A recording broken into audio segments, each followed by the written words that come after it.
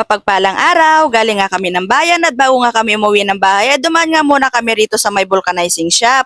Sila nga pala yung mag-asawa na may-ari nga nitong vulcanizing shop. Shoutout nga pala kay vulcanizing girl, pakifollow nyo na nga rin pala ang kanyang Facebook page. Sobrang nakakabilib nga at sipag-tiyaga at pagtutulungan ng dalawang mag-asawa na to habang yung lalaki nga ito nga tinanggal niya na nga yung gulong ng sidecar ng aming kulong-kulong. Si vulcanizing girl naman siya naman ang nagbo-vulcanize nga rito sa gulong ng bisikleta. Mabuti na nga lang talaga, dala-dala nga namin itong gulong na ipampapalit nga namin dito sa aming kulong-kulong. Dahil akala nga namin sarado nga sila gawa nga ng linggo ngayon. Half day nga lang sila ng open ng linggo pero from Monday to Saturday, whole day nga sila rito naka-open. Located nga pala yung vulcanizing shop nila rito along the highway nga lang Maliwalo, Tarlac City.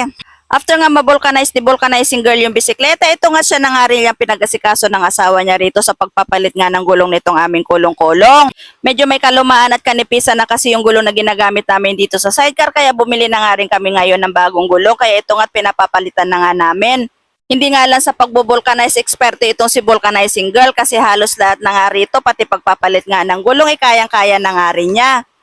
At bukod pa doon, hindi nga lang bike, motor, tricycle, jeep, or kotse ang kaya niya nga palitan ng gulong at bivulcanize, pati nga yung mga malalaking truck ay kayang-kaya niya nga yun. Basic na basic nga lang yun sa kanya. Mas napapadali at napapagaan talaga ang trabaho pag nagtutulungan nga. Sobrang napaka-supportive nga yung asawa ni vulcanizing girl kasi nga hinayaan nga siya na mag-explore at malaman nga kung ano nga yung trabahong kayang gawin nga ng lalaki. Ginagawa nga niya at ito nga't nakasuporta nga talaga yung asawa niya nga rito at tinulungan talaga siya rito para matuto nga siya. Kung titingnan mo nga't pagmamasdan si vulcanizing girl, ito nga't parang basic na basic nga lang yung ginagawa niya. Wala talagang imposible sa taong gustong matuto at lalong-lalo na nga pag may taong mga nakasuporta nga sa'yo at sinusuportahan nga kung ano yung gusto mong gawin. Sa sipag, tiyaga, dedikasyon at pagtutulungan nga ng mag-asawa na ito ay nakakapundan na nga rin daw sila ng mga gamit at tools nila rito para mas lalong mapadali nga yung trabaho nila. Noong nag-uumpisa pa nga lang daw sila rito sa vulcanizing shop nila ay mano-mano pa nga lang daw sila kung magbaklas nga ng gulong. Medyo nahihirapan nga sila lalo na nga kung malalaking tracking na nga yung binabaklas nila ng gulong.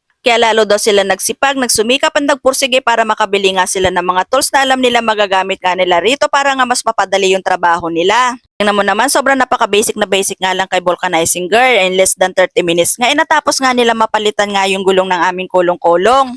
May kasabihan nga na walang mahirap na trabaho sa taong may pangarap at may porsigido at may goal sa buhay.